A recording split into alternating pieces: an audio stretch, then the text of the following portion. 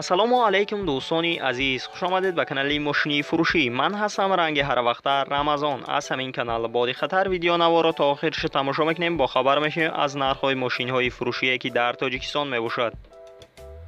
мошинҳо аз вазн 1099 сар шудагӣ то Поршера мебошад ки мошинҳои шумо ҳаме кофта будем дар ҳамин ҷамъ ҳузур доранд. курси имрӯза 1000 рубл баробар аст ба 154 сомонӣ.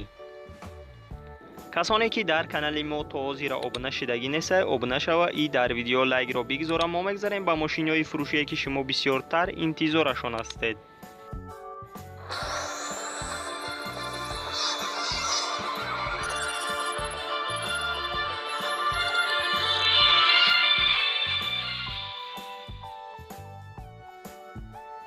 якум мошини фурӯшии мо мебошад Honda Star X1 ки соли бароишаш 10000 солай дар ҳолати хуби техникӣ қарор дорад дар шаҳри дар рудаки. объём мотораш 0.4 литр аст. сӯзишвориш дизел аст.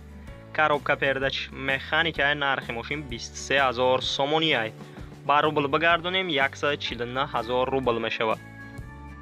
мошин срочно фурӯхта мешавад. агар харидори аниқ бошед, марҳамат, рақамҳояшон дар рӯи экрани дуюм Chevrolet Cruze соли бароишаш 2009 мебошад ки дар ҳолати хуби техникӣ қарор дорад дар шаҳри Душанбе.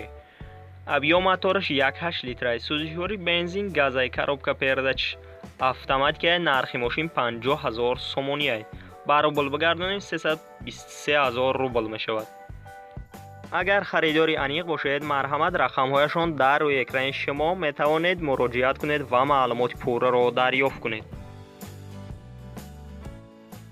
сеюм Lada Priora соли бароишаш 2008 дар ҳолати хуби техникӣ қарор дорад дар шаҳри Душанбе. ё мотораш 1.6 литр аст. сӯзишвори бензин аст. коробка передач механикаи нархи мошин 33300 сомонӣ аст. ба рубл бигардонем 215000 рубл мешавад. мошин срочно фурӯхта мешавад. камтарак кор дорад. моторш карданда кор. агар харидори аниқ бошед, рақамҳояшон дар рӯи экрани шумо метавонед муроҷиат кунед ва маълумоти пурраро дарёфт кунед. чорум вазн 1099 соли бароишаш 1994 мебошад. дар ҳолати хуби техникӣ қарор дорад дар шаҳри Душанбе. объём мотораш 1.5 литр аст. сӯзишвориш бензин газай. коробка передач механикаи нархи мошин 11000 сомонӣ аст.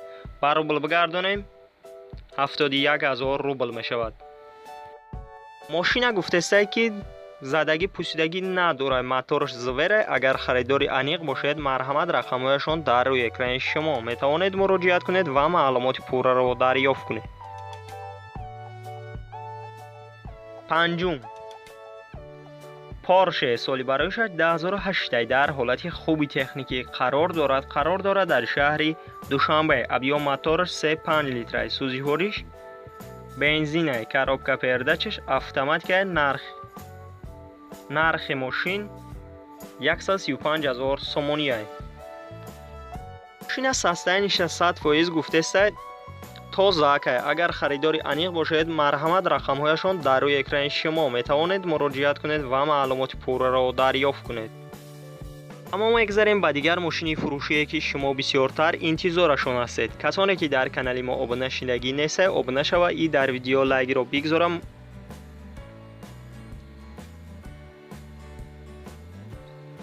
шашум вазн Нива соли бароишаш 2012 сол мебошад. дар ҳолати хуби техникӣ қарор дорад дар шаҳри Душанбе. объём мотораш 1.7 литр аст. сӯзишвори бензин аст. коробка передачаш механикаи нархи мошин 41000 сомонӣ аст. ба рубл бигардонем 265000 рубл мешавад. мошина салонаш нав мебошад. шиношам нав аст. агар харидори аниқ бошед, марҳамат, рақамҳояшон дар рӯи экрани шумо метавонед муроҷиат кунед ва маълумоти пурраро дарёфт кунед. ҳафтум Opel Hatchback соли бароишаш 1996 мебошад ки дар ҳолати хуби техникӣ қарор дорад дар шаҳри Душанбе. объём мотораш 1.6 литр аст. сӯзишвориш бензин газай. коробка передач механика нархи мошин 31000 сомони аст. ба рубл бигардонед 200000 рубл мешавад. ماشین 4 بالون نو دارد، داکیومنت دارد. اگر خریداری انیق باشد مرحمت رقمهایشان در روی اکران شما. هشتم وز 2110 سالی برایش 10004 سال می باشد که در حالت خوبی تکنیکی قرار دارد در شهری دوشنبه. ابیو موتورش 1.6 لیتر است. سوزشواری بنزین коробка передач مکانیک نرخ ماشین 13000 سومونی است که با روبل بگردانید 84000 روبل می شود. ماشین همه جوش 100% گفته است یگان کمبودی ندارد. گفته است 4 ماه داکیومنت دارد. خدماتش نو کردگی. اگر خریداری انیق باشد مرحمت رقمهایشان در روی اکران شما می توانید مراجعه کنید و معلومات پورا را دریافت کنید. نهم وز 2107 سالی برایش 6999 می باشد که در حالت خوبی تکنیکی قرار دارد در یاوان. ابیو موتورش 1 لیتر است. سوزشواری بنزین گازای коробка передач مکانیک نرخ ماشین 19000 سومونی است. با روبل بگردانیم 123000 روبل می شود. ماشین سراشنا فروخته می شود. یگان کمبودی ندارد. گفته است 4 بالونی نو دارد. حجتش 10 ماه می باشد. تنیروفکش 1 ساله. دیسکوش заводской اگر خریداری انیق باشد رقمهایشان در روی اکران شما می توانید مراجعه کنید و معلومات پورا را دریافت کنید. و ما میگذاریم بعد دیگر ماشینی فروشی که شما بسیارتر انتظارشان هستید. دهم موتورسیکل سال برایش 2014 می باشد که در حالت خوبی تکنیکی قرار دارد در گیسر. ابیو موتورش سکوبای نرخش 4000 سومونی برای 4000 سومونی پرابگش 3000 کیلومتر است. موتورسیکل همه جوش 100% گفته است کم رسخود می باشد. ماشین هایش مکانیک اگر خریداری انیق باشد رقمهایشان در روی اکران شما می توانید مراجعه کنید و معلومات پورا را دریافت کنید. 11 دایوال لگانزا سالی برایش 1997 می باشد که در حالت خوبی تکنیکی قرار دارد در شهر دوشنبه. ابیو موتورش 1.8 لیتر است. سوزشواری بنزین گازای коробка передач مکانیک نرخ ماشین 12800 سومونی است. با روبل بگردانید 83000 روبل می شود.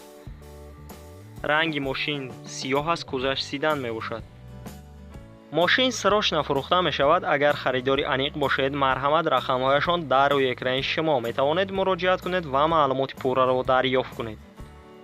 12 موتورسیکل سالی برایش 2015 می باشد که در حالت خوبی تکنیکی قرار دارد در شهر دوشنبه. ابیو موتورش 250 کوبای نرخش 8000 سومونی است. اگر خریداری انیق باشد باز گفتگی که ارزان می شود ای پیش. رقمهایشان در روی اکران شما می توانید مراجعه کنید و معلومات پورا را دریافت کنید. و ما میگذاریم بعد دیگر ماشینی فروشی که شما بسیارتر انتظارشان هستید. کسانی که در کانال ما ابونه شدگی نیست ابونه شوید. ای در ویدیو لایک را بگذار.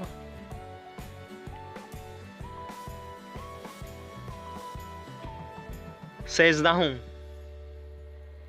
دایوال لاستا سالی برایش 2008 در حالت خوبی تکنیکی قرار دارد در شهر دوشنبه. ابیو موتورش 1.6 لیتر است. سوزشواری بنزین گازای коробка передач автоматик نرخ ماشین 27000 سومونی است. با روبل بگردانیم 174000 روبل می شود. رنگ ماشین سفید است. کوزش سیدن می باشد. ماشین سراشنا فروخته می شود. اگر خریداری انیق باشد مرحمت رقمهایشان در روی اکران شما.